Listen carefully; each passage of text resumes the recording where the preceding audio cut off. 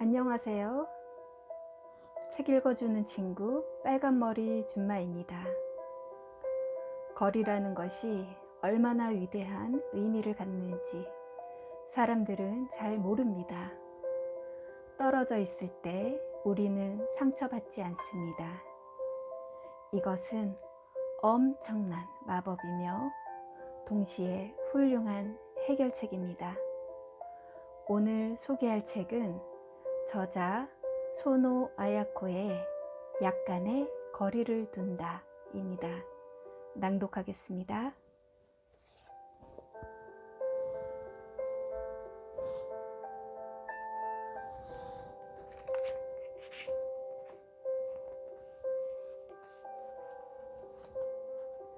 타인은 나를 모른다. 사람들은 남에 대해 다 아는 것처럼 소문을 만들어낸다. 하지만 실상은 아무런 사정도 알지 못한다는 게 진실이다. 실제로 우리는 아주 가까운 주변 사람에 대해서도 아는 것이 거의 없다. 부모님에 대해서도 자녀에 대해서도 완벽하게 알고 있는 것은 아니다. 남편은 아내를 모르고 아내는 남편을 모른다. 하물며 한 지붕 아래 살지도 않는 타인의 실상을 무슨 수로 알아낸단 말인가. 그런데도 인간은 예사로 타인에 관해 이러쿵저러쿵 떠들어댄다. 신문과 주간지를 채우는 대부분의 기사는 기자가 잘 알지도 못하는 타인에 관한 이야기이다. 생각할수록 인간이라는 존재가 재미있다. 우리는 이 지구상에서 같은 지점을 동시에 점유하지 못하며 동일한 공간을 두 사람 이상이 소유하지 못한다.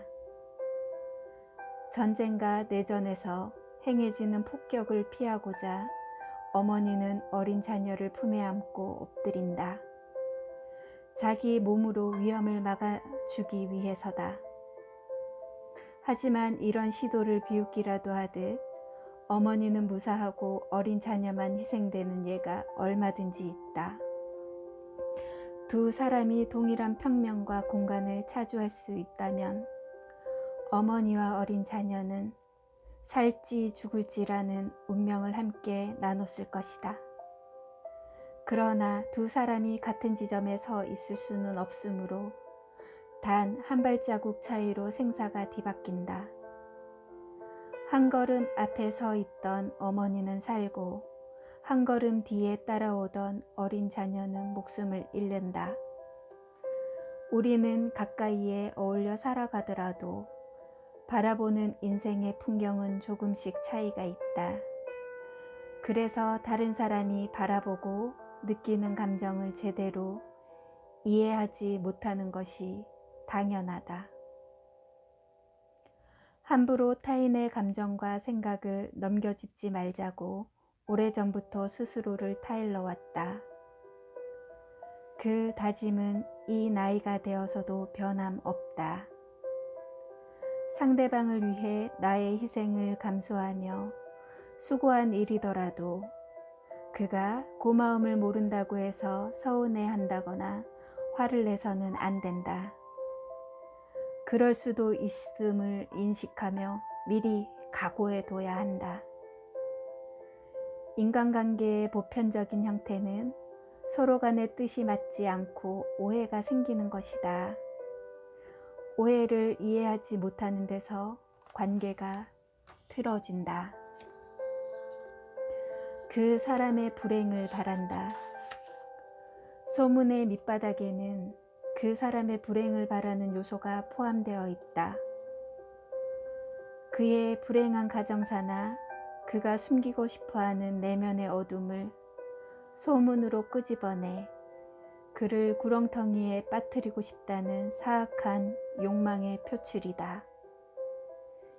이 욕망의 뿌리는 그 사람을 멸시하고 나보다 열등한 존재로 비하함으로써 나의 지위가 우월해지는 것 같은 착각, 다시 말해 자신감을 되찾아 행복해지고 싶다는 조작된 심리에 지나지 않다. 정보를 믿지 못하는 것은 기본이다. 나만 해도 나와 관련된 말도 안 되는 소문들이 세상에서 진실처럼 전해진 경우가 많다. 나에 관한 정보가 이만큼 엉터리인 것을 보면 타인에 관한 정보들 중 상당수도 진리일 리 없다. 그래서 가십이나 소문에 길을 닫아버렸다. 그가 왜 그런 인생을 살게 되었는지, 어쩌다가 그런 죽음을 맞이하게 되었는지 우리는 알지 못한다. 그럼에도 나를 바라보는 타인의 눈빛, 누가 만들어낸지도 모르는 소문들 때문에 피해를 보는 사람들이 많다는 것은 너무나 슬픈 일이다. 오해받지 않는 인류는 없다. 슬프게도 이 세상에서 우리는 제대로 이해받지 못할 것이다. 따라서 나에 대해 오해와 억측이 당연하다고 미리 마음먹는 것이 중요하다. 쉽지 않은 마음가짐이며 때론 싸움도 불사해야 한다. 어느 정도 나이가 되면 산다는 것은 따뜻하게 이해받음과 더불어 함부로 무시되고 오해받는 고통이 번갈아 나타나는 현상임을 자연스레 알게 된다. 만약 이런 고통이 없다면 우리는 지금의 내 모습보다 훨씬 유치한 사람이 되었을 것이다. 더 빨리 늙게 되었으리라 생각한다. 사람들에게 이해받지 못한다는 슬픔이 찾아왔을 때 나만 이런 일을 당하고 있어 억울하다고 생각하기 쉬운데 온 세상을 막론하고 지금 내가 참고 있는 이 슬픔을 맛보지 않은 인류는 없다는 것을 꼭 기억해 내길 바란다. 긴장이란 일반적으로 누군가에게 잘 보이고 싶은 마음에서 생겨난다. 그들에게 좋은 인상을 남겨 칭찬받고 싶은 것이다. 그런데 칭찬받는다고 해서 내가 달라지는 건 아니다. 칭찬받았다고 해서 나의 실체에 변화가 있는 것도 아니듯 비방당했다고 해서 나의 본질이 훼손되는 일은 절대로 없다. 세상에는 악인으로 불리는 사람들이 있다. 그런데 실상을 놓고 저울질해 보면 그가 어느 정도 악인인지 혹은 선인인지가 세상의 품평과는 전혀 관계없음을 알게 된다. 그를 평가하는 사람의 입장에 따라 악과 선의 기준이 뒤바뀔 뿐이다. 칭찬을 기대하지 않는 사람은 타고난 목소리로 말하는 것이 허락된다. 날뛰지 않아도 대지는 사라지지 않는다. 처세를 논하는데 자연스러움이 서투름으로 왜곡되기도 한다. 자연스러움은 정신에 불어오는 맑은 바람이다. 이 바람은 우리를 건강하게 만들어주는 것 또한 사실이다. 우리는 외부 의견에 따르게 될 때가 많다. 대답이란 사고방식에서 나온다. 나와 생각의 대답이 다른 이유는 사고방식이 다르기 때문이지 정답이 틀려서가 아니다.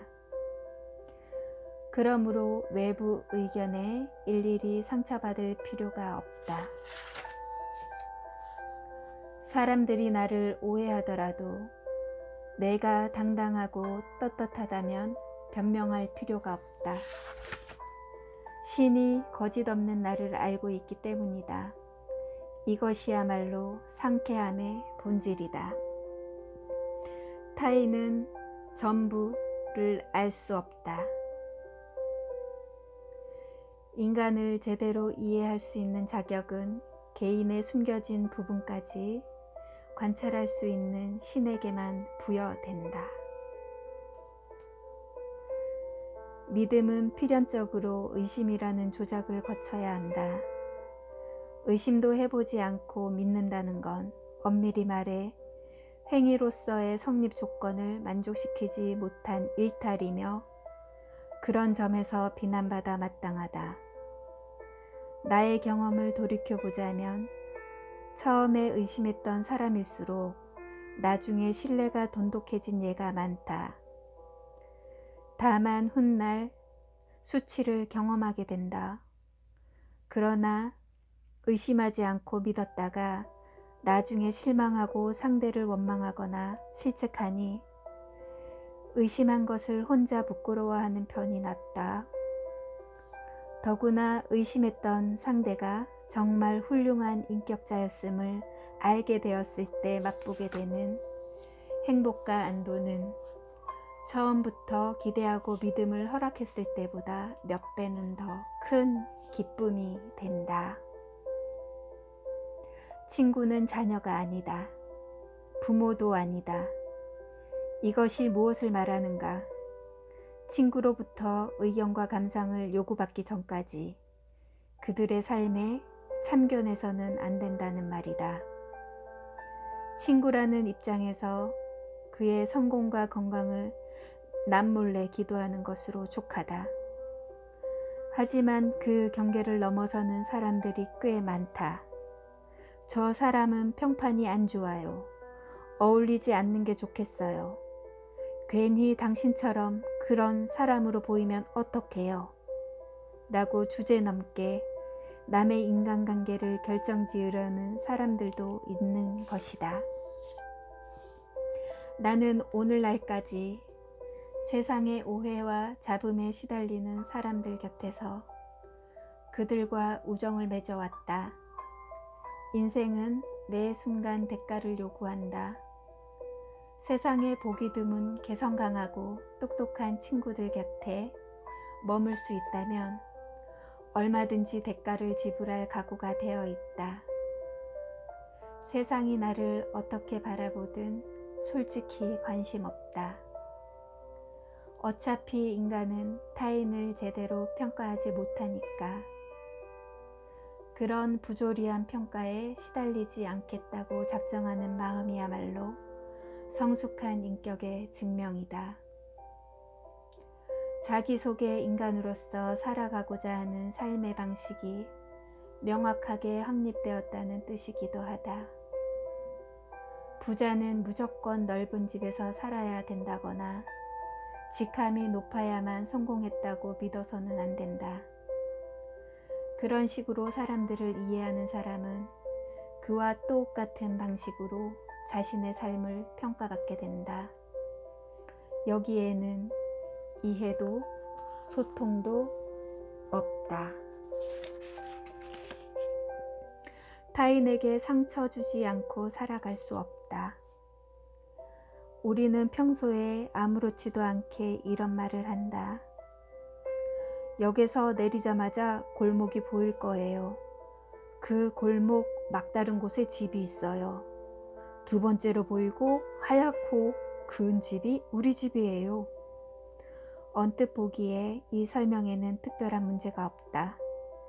하지만 집을 갖고 싶어하는 사람들에게는 과거에 크고 하얀 집에 살았지만 사업이 안 풀려 가진 것을 모두 정리해야 되는 운명에 놓인 남자, 비좁은 아파트에서 시어머니와 얼굴을 맞대며 아슬아슬하게 지내는 여자에겐 견디기 힘든 한마디가 된다. 그 집은 일이 참 잘 풀려요. 남편은 부장으로 승진했고 둘째는 이번에 A 학교에 합격했대요.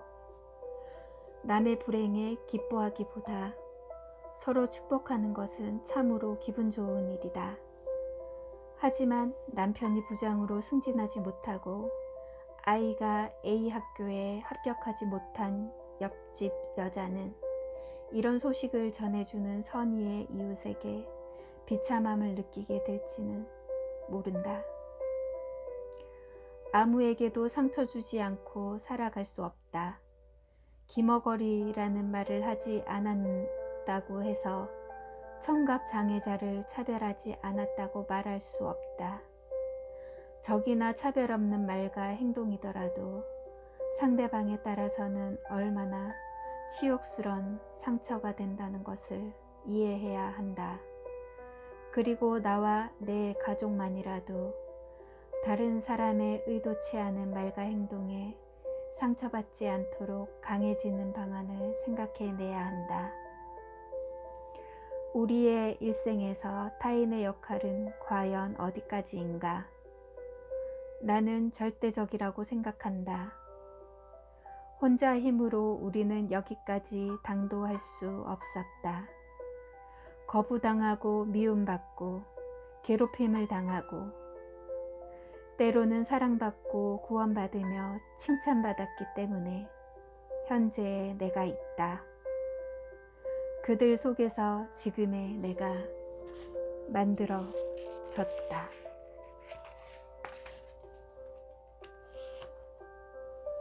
휘둘리는 것이 인생이다.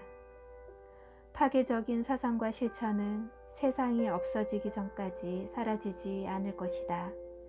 그래서 인간은 자신의 기호와 상관없는 누군가의 사상과 행동에 휘말려 원래의 나를 잃곤 한다. 그것이 인생이다. 뜻하지 않게 좋은 일이 찾아왔듯이 바라지 않았던 나쁜 일에 휘말리는 횟수가 쌓여 삶을 이룬다. 인생에 좋은 일만 가득하다면 아마도 인간의 성격은 지금처럼 복잡하고 현명하게 완성되지 못했을 게 분명하다. 다른 사람들과 원만하게 지내지 못하는 성격에는 한 가지 특징이 있다. 겉으로는 강해 보여도 속으로는 한없이 나약하다는 점이다. 나는 나라는 자세를 취하지 못하는 성격적 결함을 안고 있다. 용모가 뒤떨어지는 것도 아니다. 아이가 아픈 것도 아니며 남편이 실업자도 아니다. 그런데도 스스로 약하다고 생각한다. 본인에게 특징이란 게 없어서다. 종류와 가치에 상관없이 숙련된 솜씨 하나라도 가지고 있으면 사람은 대범해진다. 영양사 같은 자격증이 있는 사람은 바느질 잘하는 사람에게 어머 잘하네, 자기가 직접 잠옷을 꿰맬 수 있다니, 난 재봉 같은 건 전혀 못해 라고 부드럽게 축혀 세워줄 수 있다. 칭찬받는 상대는 기분이 좋아져 곧바로 좋은 관계가 맺어진다.